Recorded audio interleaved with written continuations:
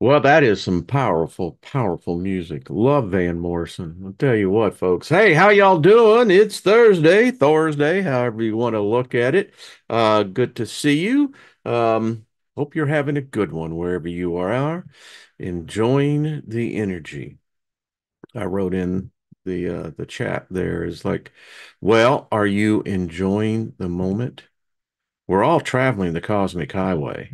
It's no different. I mean, we're all there, the astral planes, and as they merge together and coalesce, and you do the dance, and as it is with force, the energies that you interact with has a equal and opposite reaction, and as it throws you out there further into the celestial highways, you encounter more and more. That's what it's about. The journey never stops. This is just a moment in a thing that we call reality. Yeah. Welcome to my channel, right? Good to see everybody. Let me just speak favor over us all. Nothing missing, nothing broken, and be to service to others. Be Bosto, baby. So, hey, Gilbert, see you. A little bit of snow out there, huh? Don't miss it. Really don't. Um, Man, decades of, as Gilbert and others will tell you, y'all know if you live in a place that gets a lot of snow. And I had a snow thrower. It was a great one, but I tell you what, damn thing was a workout. There's no doubt about it. So much love, everyone. Gaia rising the wave. I love that. Surf's up, baby. Say hey to Paul. Good to see him. Ruben, good to see you. Scotty Boy, hello, Bonnie. Lost in Space. What's happening, brother? Mary wins. How are you doing? And Wayne wins. Continue to think that. Seriously, do me a big favor, all right? Hey, Emperor Rex, good to see you. And Jet, hello. Jargo, good to see you as well, my dear. Ruben, hello. Let me see. I just want to make sure to say Grace. I love that. Make sure that I say, hey, Grace, good to see you. Kathy, how are you, dear? Robert Scott, good to see you as well. Rick, how you doing, brother? Good to see you as well. Troy, let's see. Hello, Lauren. How are you doing? Yep. Beautiful energy there. Donnie, good to see you. Haven't seen you before, but howdy. Josh, what's up, brother? Good to see you. Dr. Hugh, good to see you as well. Thank you. Honored to have you here. DC, right back at you, brother. Deborah Sloan, much love to you always, darling. And so, if I haven't thought, the doctor is in the house. How you doing? I think from Indiana, right? If memory recall is where it's supposed to be at. Shirley, good to see you, dear. Rodney, how are you? Millie, hi. Okay, I think I got everybody. If I haven't, well, much love to you. Thinking about you all the way across. Um, yeah. So yesterday, by the way, I just so enjoy it when Ryder's on, and I wish y'all could have been there after we went off live. I mean, he has a story that uh I still crack up when I think about it. Someday I'll let him share it, but I got to tell you what, I left laughing so hard. When your abdominals begin to just, get sore from laughing. Yeah, love that guy. Hey, Joe, what's up? Good to see you as well. Jackie, hello. So, Punxsutawney. Oh, okay, great. Pennsylvania. All right. I think they did a movie like that, didn't they? Wasn't it with Bill Murray and Andy Dow? Had this, I always thought that Andy Dow, and she still is, was just one of those radiant actresses. Had this crush on her. Um, yeah. Anyway, I digress. But anyway, um, Ryder, by the way, good success, brother. Looking, telling you folks, if we can move, and continue to exist And, listen, just because we had, and depend either a victory or defeat, depending on where you looked at things, it's still going to be strange going ahead. I mean, there's some strange days ahead of us. I mean, don't get lulled into thinking that, it's all uh lollipops and sunshine. Not saying that it's not going to have some of that, but there's going to be some rainy days in there. Let's see. And the thing about it is, regardless if your person won or did not, where President-elect Trump is concerned, we really need to think protection around him. Um, they're going to try to take him out. I'm just telling you, it isn't over. And for clarification purposes. So I know that there is the theory that, he never was shot at. And some people have tried to say, well, it's impossible in the bullet. And I tried to tell everyone the the bullet that was used, and remember, the three people, one died that was behind him. The other two were seriously injured. And I don't know if y'all know what a 223 is, but this is a 223. Now, this is a 308. So you can see the difference of these two. Now, this little guy, it travels at 3,200 feet per second, or roughly 2,059 miles per hour. The distance from the shooter to the stage was approximately 300 yards, so that's 900 feet. So if this thing is moving at 3,000 plus feet per second, you can imagine. Now, the interesting thing about this, that when this bullet is fired from a gun, a rifle in this case, a 223, uh, it's hauling ass and it's hot. It's running really hot. If you've ever shot a 223, after you've put about 8 rounds through it, it gets hot. That barrel, you can't touch it. So we're talking huge amounts of speed, very constricted times, and then the dynamics of just the ballistics of this. And so it's traveling so hot. And let me tell you, had it been a projectile like this, Trump would have never made it. He'd have been dead. Wouldn't have mattered how he turned or not. His head would have been splattered. But this little guy is really what's, so miraculous about this whole thing. I doubt if that shot could ever be done again. Maybe. And it was such by chance. Again, the whole randomness. So anyway, just wanted to back up what I was talking about. That's all. Okay. Um, so there was our lesson today. And I love y'all. Remember, love is about not being touchy, you know, and it means walking in continual forgiveness. We can have different ideas, different theories, different opinions, but at the end of the day, we all hug, make up, and give each other a good pat in the back and high five. Yeah. So, someone says you can't explain how that guy even got on the roof, and I'm not going to. Well, Bonnie, it's yeah, just the report that the Secret Service did, which has still not been released, but the leaks upon it, it was an inside job. It's very simple. It's not that big of a deal. I mean, um, it was an inside job. And you get those things, it's hey, you have to just think about that. But do. So anyway, much love to you, Bonnie, on that one, and it is family. Well, we can say the same thing with JFK.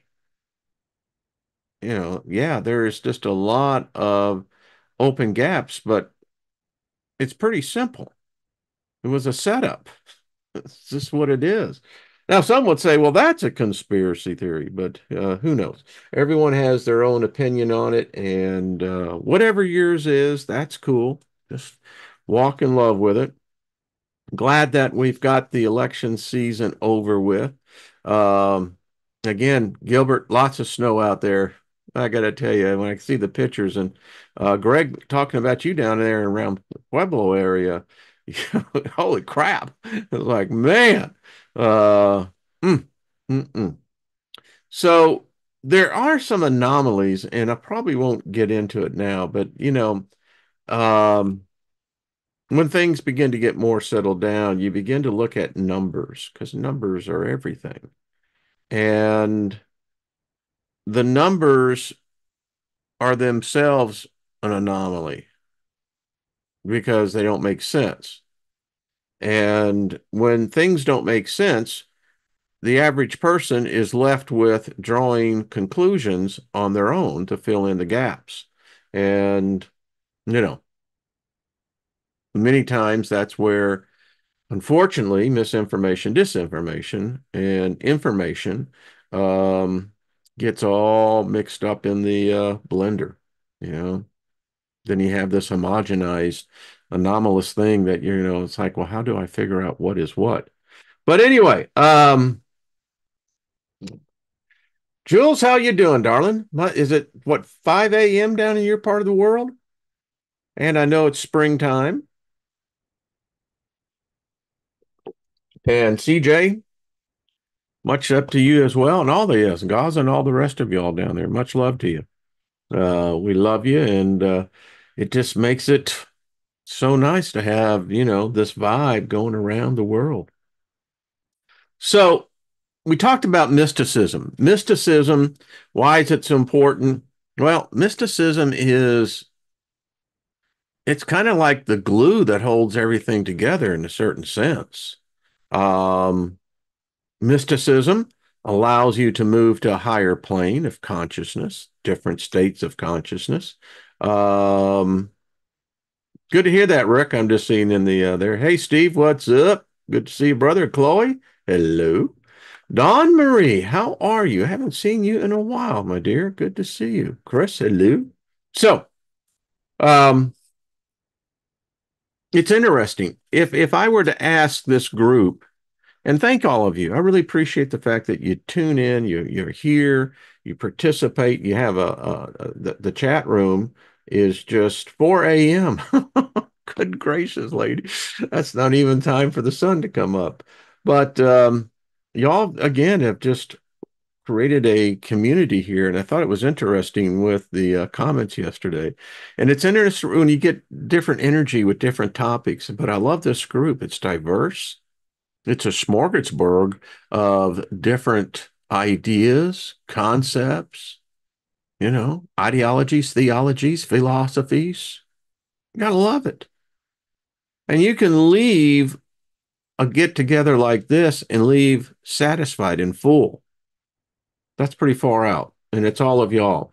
And I look at all these names and some of you faces I know, but y'all have just made this what I'm honored, I'm humbled by it, and thank you. Um, so anyway, and thanks for hitting the like button. And if you haven't subscribed, subscribe. Someone, I think it was Joyce says, well, you're going to hit 47,000. Well, Joyce, I'll agree with that. Yeah.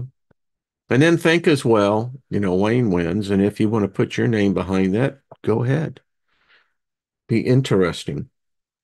And so, how many have chosen either purposely or by default the path of a mystic? It's interesting. Um, in my youth, I truly lived a mystical existence. Amazing that I didn't, wasn't killed or hurt and anything like that. Had some run-ins with death, but never had it. But the people that crossed my path or I crossed their path, one of the two, were some of the most, they were just out of sight people. They were older than I was. All my friends were 5, 6 years older than me, but which made it really cool. There was this energy in 1970 that was a carryover from the 60s, and we were all in this cacophony of changing attitudes, different latitudes. Society was still, getting upended. You had the domination of conservative Christianism that was the dominant feature of society, although society always had its, what they would say, the darker side. It's not a darker side, it's just who and what we are, but it was darker because it was counter to the then accepted norms. And so 1970 comes in, we just get off of Woodstock, the whole Vietnam War, then we had the Nixon administration, and, it was just, and I can tell you, I saw Gilbert said that I embraced the street. I didn't have a choice. As an early teenager, I had no choice about the matter, but it never hindered me. I thrived. I thrived in that environment, and as a result, elevated myself out of that. But I do cherish those because the lessons of life were the most purest lessons that I think any young adult could ever come to. You know, but and particularly at the age where I was at, very young, seeing all of this and being immersed into the center of it. Um, it unbeknownst to me, was the beginnings of a path of living a mystic's life. And the adventures, how they came in decades afterwards, and through the multiplicity of different experiences, different lives. Um, wow, what a journey. And I was laying in bed and I was in that fluid state and I was talking to my God and goddess. And as I was addressing them, it was really interesting because I was looking back and you begin to see all these inflection points in your path as well. I mean, did you choose this path or was this path one that was already there? I almost think that it's almost already there. I mean, there may be those who took that um, crossroads and said, well, I'm going to forsake my beliefs and what I have thought about this, and I'm going to choose this path of going down uh, a mystic's path. And the encounters that those decisions or those predestinations. I mean, this is one of those cases where it could be debated that prior to us coming into this realm, we had already set into motion what would have been a most likelihood outcome, and that would have been much of what was reflected of what you were before you came into this realm. Look around you, see where your beliefs are at. And if you look at that core belief deep inside, if you go into that journey of the long night of the soul, you begin to find out that you're not this bad person. You don't have to be measuring up to something that you were never meant to be. You can begin to understand that the simplest aspect of this life is what you are. It's neither good nor bad. It's just what you are. And when you look at this path of a mystic, typically you're going to find the attributes of someone who's most likely spiritually conscious, minded, has pursued knowledge of that path, and has adapted the modalities of that path into their everyday lives. And it will follow you after you put down this body. So, um, Grace says, I woke up one day in my young teens asking many questions on what I saw. Yeah. Yeah, I mean it's real interesting. I mean, for myself, I says Ginger, so these topics, I want to see that, Lauren. What were you writing? These topics were presented to me at a very early age. I didn't take them at first, embrace them later in life. The seeds were sown, huh? Kind of really what it is. Um, and for myself, I mean, when you come out of, as a child, where the violence and, all of that. And, as I look back and I just go, this is freaking remarkable because it damages a lot of souls, a lot of spirits.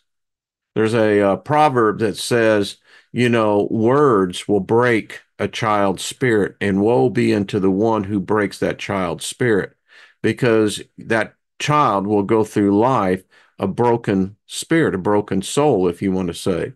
And not all of them find healing.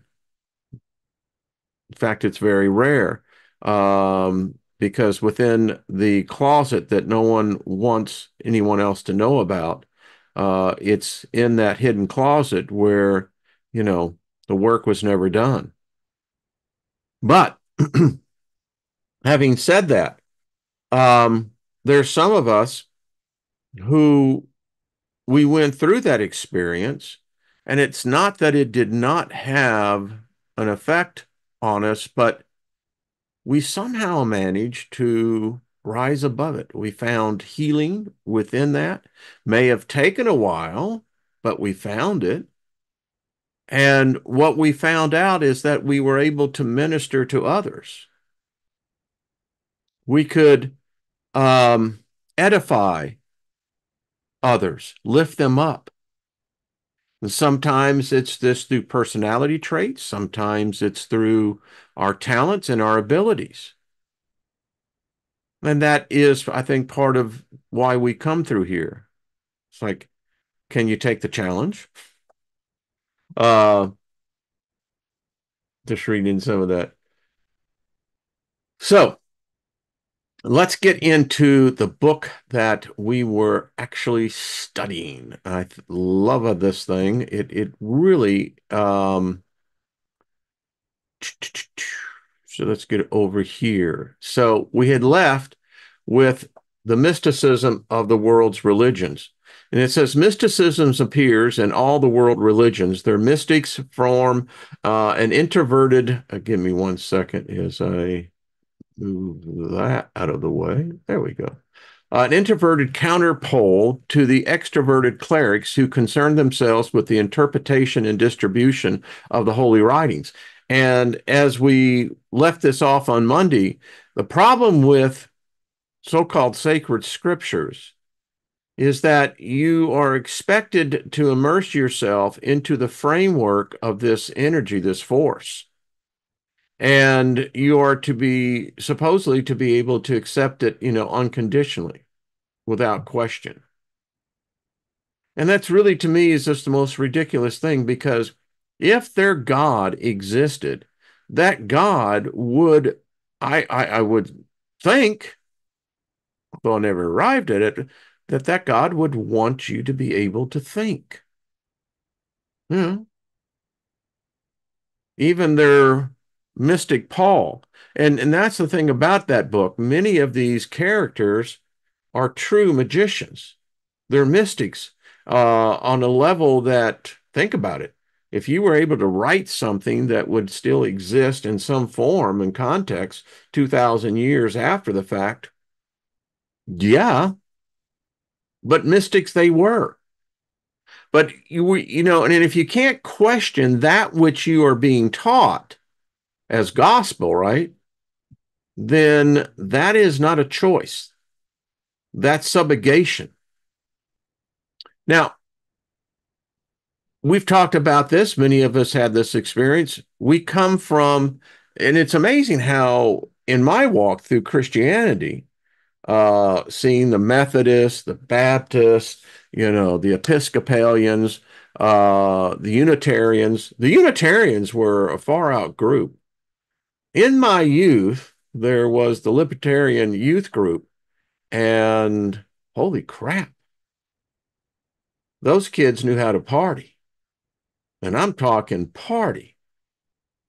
I mean, I could get into some stories, but anyway, and it's interesting because through that liberation of this approach, it plays a fact as you continue down. But Christianity started from mysticism. I contend if most religions, in particularly my former religion, Christianity, if they would bring the mysticism back, those churches would become alive. They're dead now. I mean, there's nothing happening in them. Because once you remove the supernatural, you're basically dealing with dry bones. Anyway, he said Christian mysticism begins in the 11th century with Bernard von Clairvaux, who was indeed also the initiator of the First Crusades. Christian mysticism becomes, in the centuries after Bernard, an intimate German affair. It accumulates and degenerates finally into the Sacred Heart of Jesus mysticism. Now, I don't know why the author in this particularly wanted to say degenerate. I guess technically, if you don't have the original and if you don't know the author, really, it's like when I was in the video industry in duplication. I can have the Mother Mirror Master, which is the master, but it's still a master copy. But every time I step it down for, let's say, from a 1-inch format into a half-inch format, there's degradation that's taking place. And each time I copy it from that, there's further degradation that's taking place.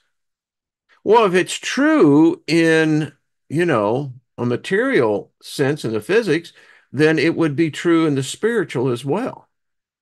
I contend that what the United States is lacking is a spiritual revival, and not one of a particular religion, but one that is more centered into the individual than it is focusing on an exterior personality.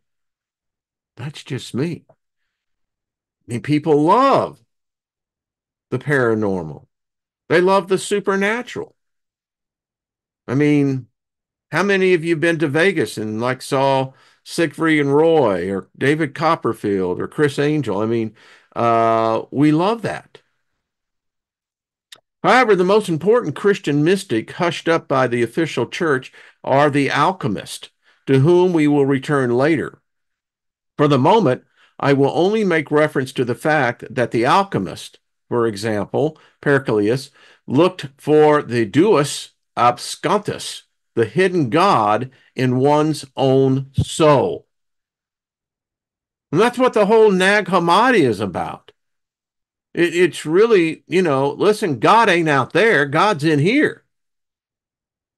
If more people would just figure that out, right?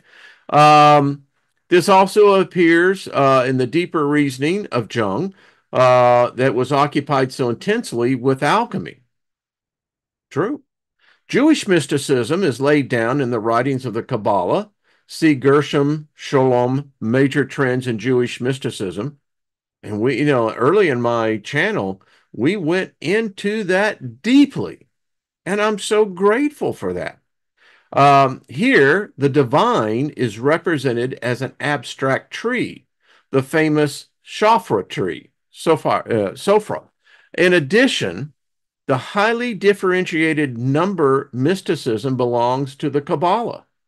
The number becomes therein the carrier of the characteristics of the divine. It is not only used for counting and paying, but each number is imbued with a certain quality. For example, the number 9 symbolizes the transcendental world and thus also the mysticism, because 9 is a threshold number that allows for the transition to a new world, to the world of the 2-digit numbers 10 through 99. The Muslim, the followers of Islam, also possesses their own kind of mysticism, Sufism. This mysticism is one of the greatest and richest of all. gives a reference of Shimel Amari, the mystical dimensions of Islam. And it's so true. The jinn, fascinating study. We broached upon it here, but I think we ought to dig a little bit deeper. It's very fascinating with the jinn. And there are things over there. How many of you have seen the video in Saudi Arabia that's level? They've done lasers on it and everything else.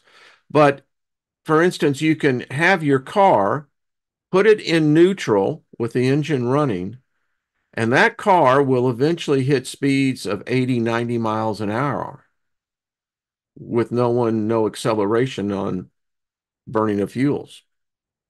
All right, the last but not least, we also know about the mysticism of Buddhism and Hinduism and Transium, which is also well known today.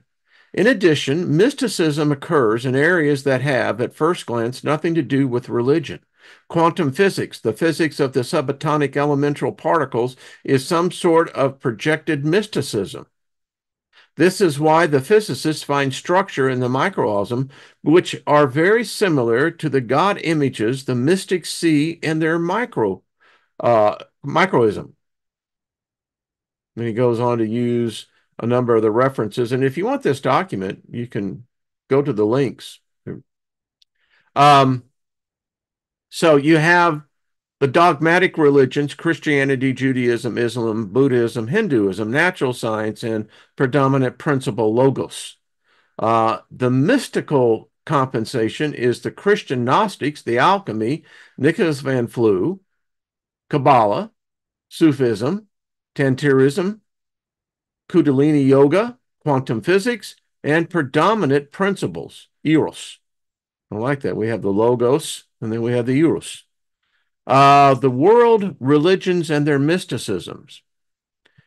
If one now asks oneself what humans of today who are close to esoterics are looking for, then it is noticeable that very many occupy themselves with Sufism, Tantrism, and the Kabbalah. Obviously, they look for a way that will satisfy their need for mystical experience. And I contend every human being, well, let's just rephrase that.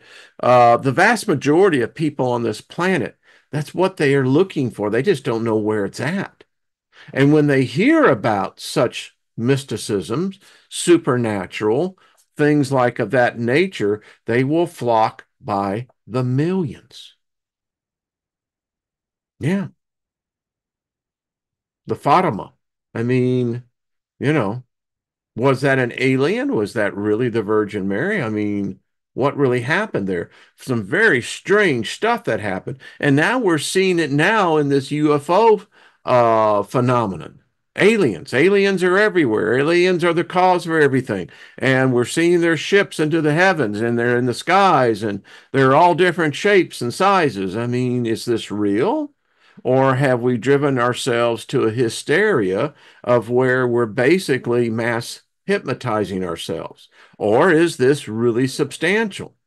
Is something happening on the ethereal planes that now are becoming more interactive into this material plane where people are beginning to freak out? And then you have those that have figured it out and said, you know, I can immerse myself into those principles and into those realities and bring those realities and add them to my motifs and actually make it look like I am far more than the average other person. And it's true, very true about that. I mean, the more you learn, particularly in alchemy, you can do things that'll blow people's freaking minds. And if you learn concentration as a magic, as part of your mystic toolbox, to hypnotize people is not that big of a challenge. I taught corporate sales, and quite frankly, to close the deal, you just have to learn certain techniques like mirroring.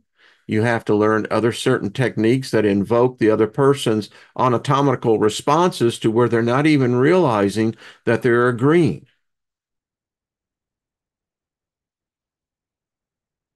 I can speak in tongues. I can lay hands on the sick. I can do other things. Many of you have greater abilities than myself. Hmm. But the problem we have is that we in the Western world have been hypnotized. We have been, how should we say, uh, mesmerized. That's by teachings that are questionable in their origins. Many of my former Christian associates and what have you are convinced that I've become deceived by the devil, that Satan has blinded me, that the truths of the gospel, the rhema of the logos, has been removed from my heart and it's been replaced by a lie. Yeah.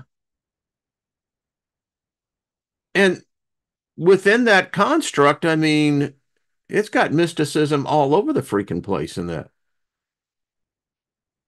The author here continues, he says, however, they are again, because every human is driven to finding this mystical experience. It can be in the form of religion. Religion is, in fact, your people finding a mystical experience.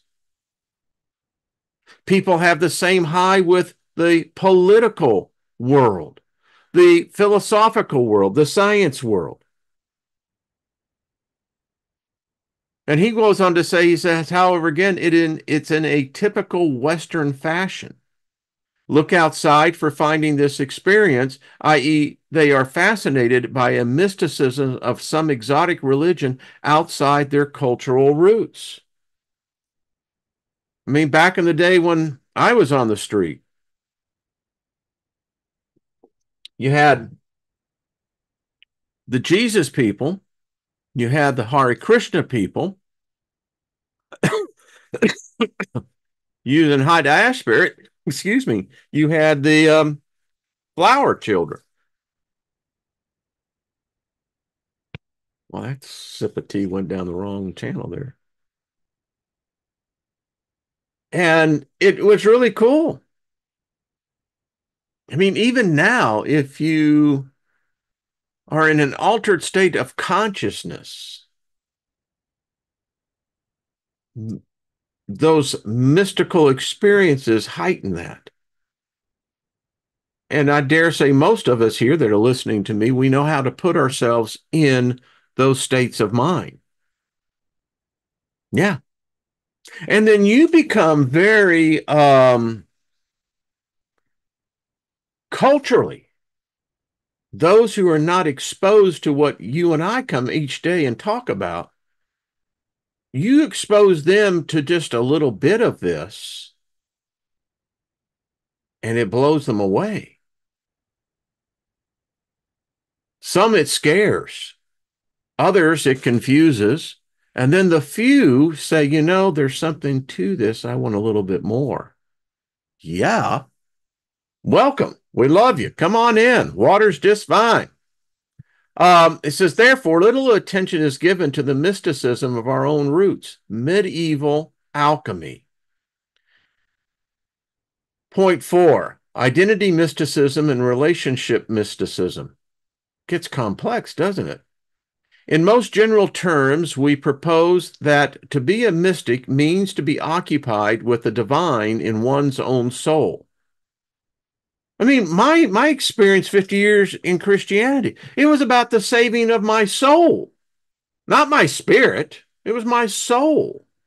And the only way I could get that was to be anointed and baptized in this thing called the Holy Spirit, which brings its mystical treasure trove into me. And then suddenly I become the vassal that can then begin to emulate this mysticism. And walking around and saying, praise Jesus, hallelujah, and carrying my Bible. Well, they ain't going to preach that from the guy. Yeah, they're not. Here, we must now differentiate two completely different kinds of mysticisms that appear in the world. Mysticisms through identification and mysticisms through relationship. In the mysticism by identification, the mystic tries to become like the divine or become God. So, for example, Buddhist Tanderism is identity mysticism, excuse me.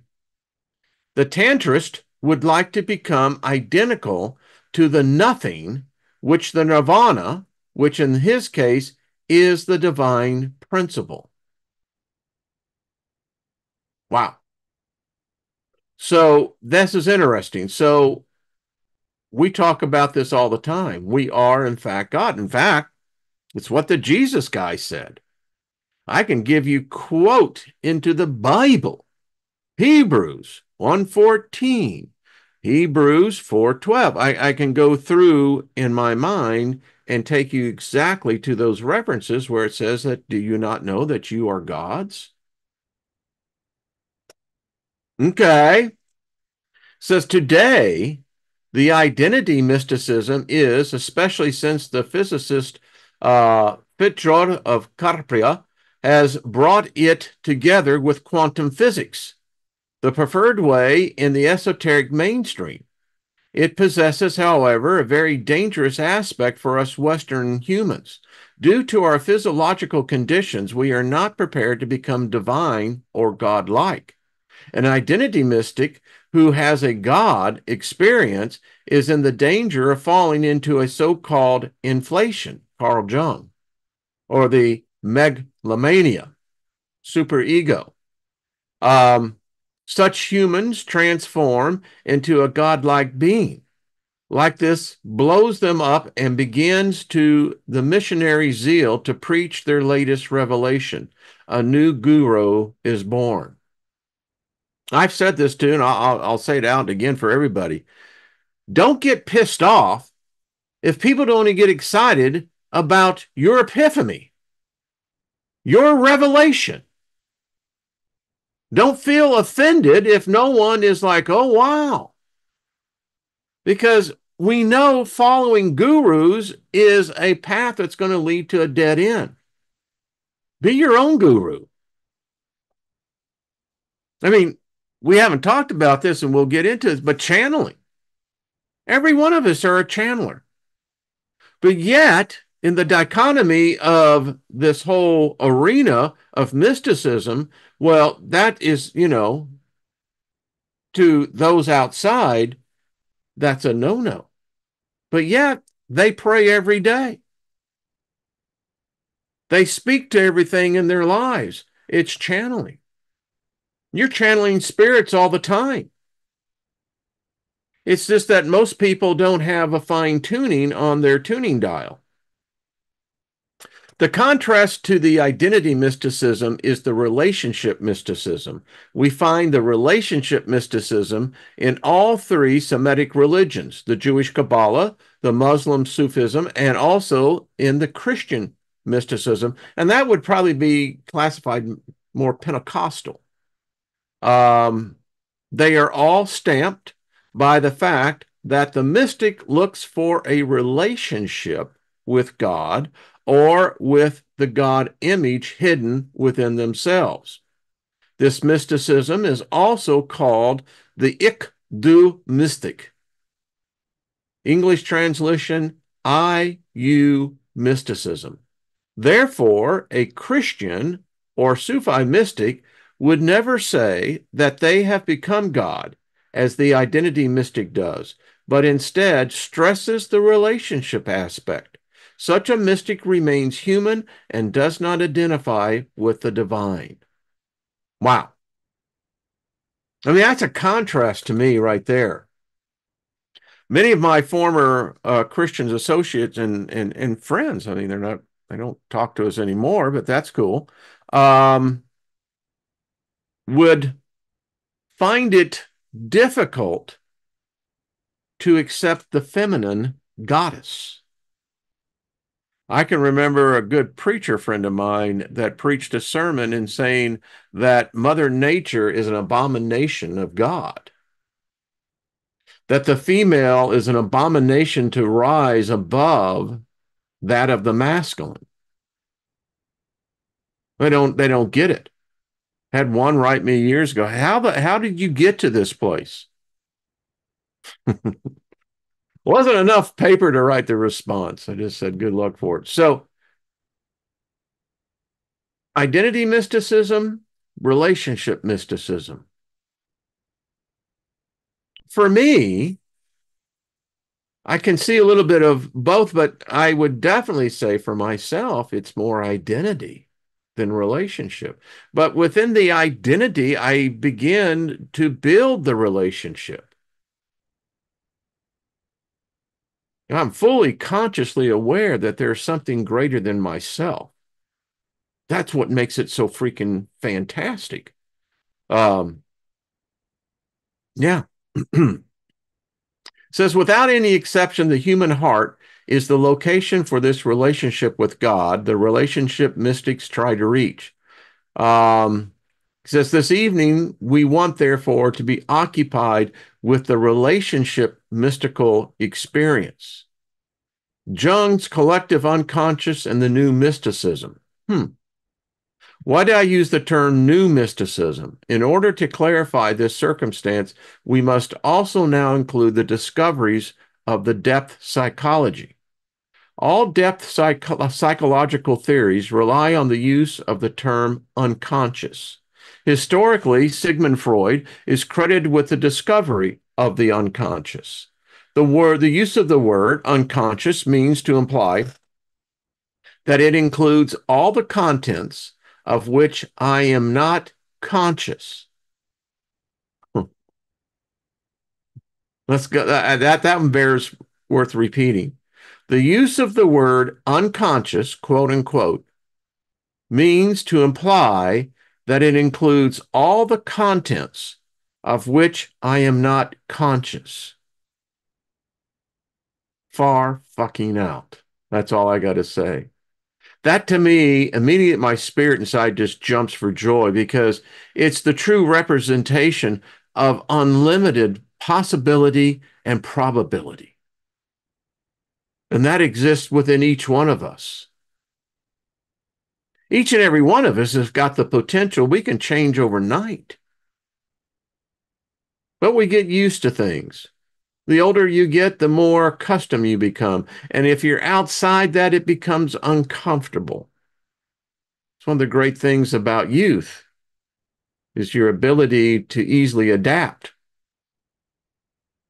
And I'll tell you a good training. Become an entrepreneur. Yeah, I love it. Uh, this means that there exists another realm in my soul about which I do not actually know anything about, and I'm therefore unconscious of it.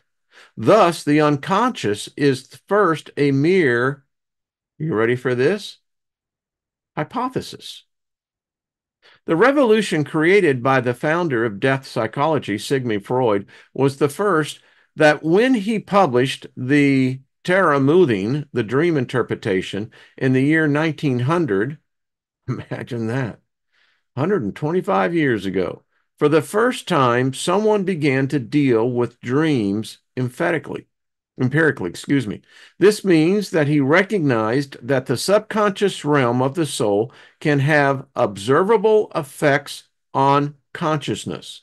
One can notice the effects of the unconscious consciously, and therefore its existence is proven exactly by this observation. This method is the usual procedure of natural science. Therefore, Sigmund empirically proof of what he called the subconscious was the first time that psychology began to deal with the unconscious in the way of natural science methodology. Now, what blows me away on that is that if you stop and think about this, we're in territory that is new. I mean, 125 years is it's You're not even potty trained. You're still trying to figure out to get one foot in front of the other. But we've been able to read through the writings of those who have been here before us, the deep thinkers, Plato, Socrates. I mean, read the writings of Alexander. I mean, it's amazing because they were expressing a phenomenon that hadn't been defined yet. To think that the word unconscious is merely only less than 125 years old in its construct. I mean, we're part of the new pioneers, the new frontier. I'm hearing Donald Fagen in my head now. Doom, doom, doom, doom, doom, doom, doom, doom. But anyway, I digress. Yeah. Whew, that is heavy. The most famous example today of such an effect of the unconscious on the conscious are the so-called Freudian slips of the tongue. How many of us have been accused of that? One would like to say something, but an unconscious complex interferes and one says a different thing. Freud assumed that all that is unconscious was once conscious. These contents became unconscious for forgetting or repression, the latter being the most important term of the Freudian psychology of today. Above all unpleasant things, negative feelings, the bad conscious, and especially sexual fantasies in Freud's Vienna of the 19th century were all repressed Freud's unconscious. They were all repressed. Freud's unconscious is therefore kind of a trash can for all these unpleasant thoughts and fantasies. I mean, it's interesting that, none of us can remember pain.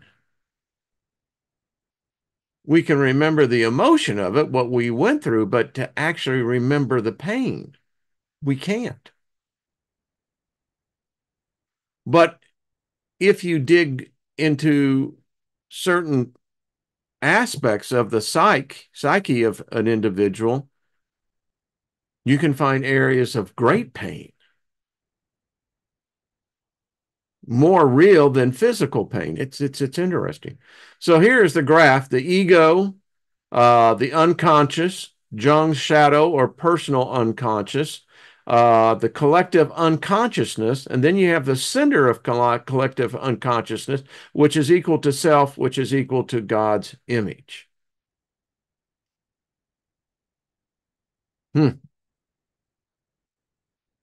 Interesting stuff.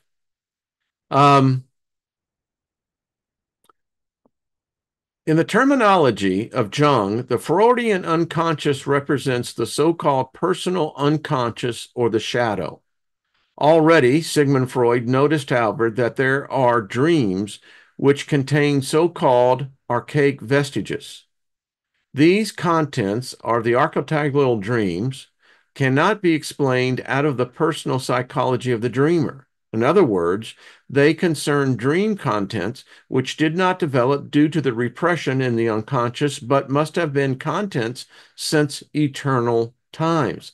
And this is interesting because if you think about this, so is our dreams really just accessing the Akashic record? Are we basically re-editing them, regurgitating experiences in the dreams that have no rhyme, no reason? The buildings that seem to be completely foreign of any architectural design in the so-called real world. If it's true that we don't make up faces in our dreams, then it could very well be possible that we're seeing the faces of someone 5 million, 10 billion years ago. We never seem to forget. It's never lost. Maybe not remembered, but it's never lost. It's there. So Jung, for example, saw in the dreams of psychotic patients at Burgosol Psychiatric Hospital in the motif of a sun phallus. The patient told again and again of this image of the sun, which had a hose that hung down to the earth. This is a motif which occurs only in the Gilgamesh epic, a Babylonian mythological legend which had not yet been translated at the time into Western culture language.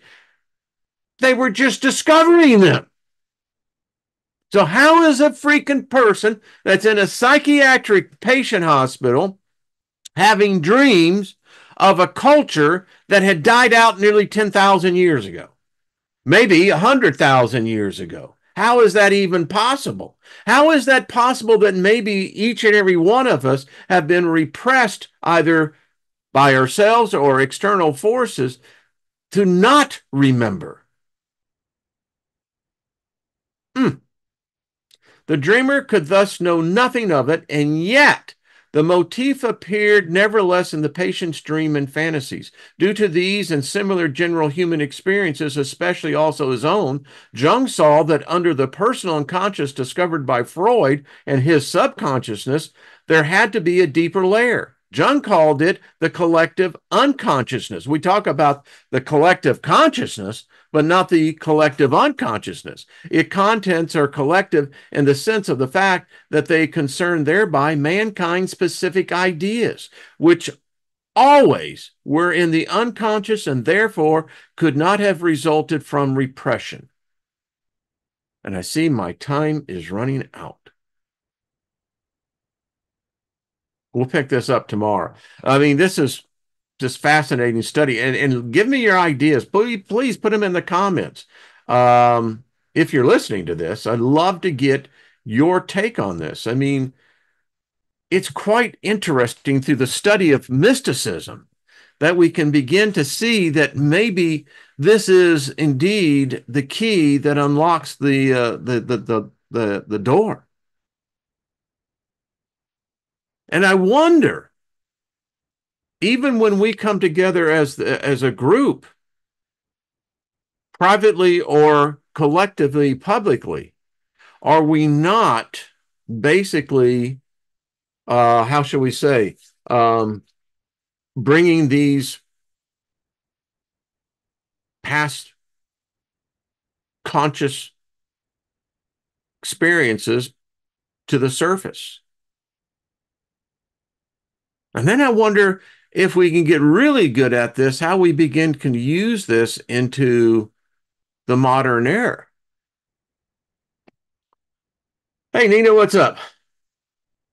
It's got to be five somewhere. Uh, Deep thinking. And this is, the channel is not one for playtime or entertainment. For me, this is critically important. It's for me, it's part of the key part of my journey. Yeah. I hope it's yours. Obviously it is. You wouldn't be here. It's like, okay, sure. Hey, John, what's up? Uh, Kathy, hello. Do. So, thank you, Steve. Appreciate it. Doctor, you're welcome, sir. To me, it's very interesting. It's still fascinating. Speaking to the two doctors that are in here, the fact that the word unconscious in its context is so relatively new in the modern era. I mean, I just assumed that, well, unconsciousness is, I guess when someone knocked their ass out, I mean, what did they say? You asleep? I mean, the word unconscious is like the word Jesus never existed 2,000 years ago. It didn't exist, but, you know, we today think it's always been there. So if unconscious is that new, I mean, it tells me just logically that there has to be so much more explored to this. I mean, how deep does this go? Is it that which when we leave our bodies, that we somehow are able to transmute and transfer that essence, that core that never forgets? And even though we may have experienced death tens of thousands of times, it's proof that something exists afterwards, and we're very well versed at it. We're very familiar with death. Each and every one of us. We've died thousands of times. Hell, many of us have died many times in this time. And I still contend that this is the death realm. I was talking to my gods about this, and that, I don't care what they say. If death is what the after effect of life is, then life in itself is a mirage. Because it would appear that death is the permanency, at least to an extent, that goes beyond what we call life. Now, if my unconscious mind is the repository of every experience I have ever had since the first consciousness came into existence, because that's the only way it would work. Each and every one of us were there from when it began. We are the beginning. We are the ending. We are the first consciousness. And it's amazing to me, as a star would explode or of energy, that the innumerable fractals that were blown out, more or less, into consciousness, that was the first state unconsciousness. Please let me know what your thoughts are. uh, I honor each and every one of you. I appreciate this, and I appreciate the stimulation that you allow me to participate in each day in these get-togethers, because the stimulation of thought is so superior to any stimuli that I know of. Yeah. All right, folks. There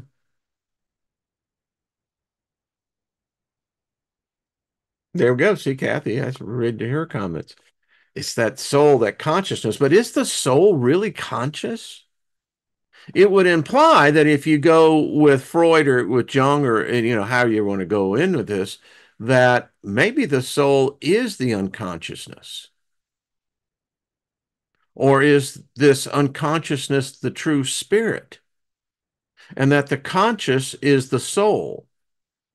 The soul doesn't have the capacity for containing all this. Let me know your thoughts. Grace, love you too, darling. Yeah, it's really a blessing, folks. The etymology of the etymology of the word, I get it, but it is a gift. It truly is a gift, and it's a gift that y'all keep giving each and every day. So, all right. Thank you. See you tomorrow. We'll pick up on this. I think this is freaking fascinating. We're mystics. I mean, this is no doubt about it.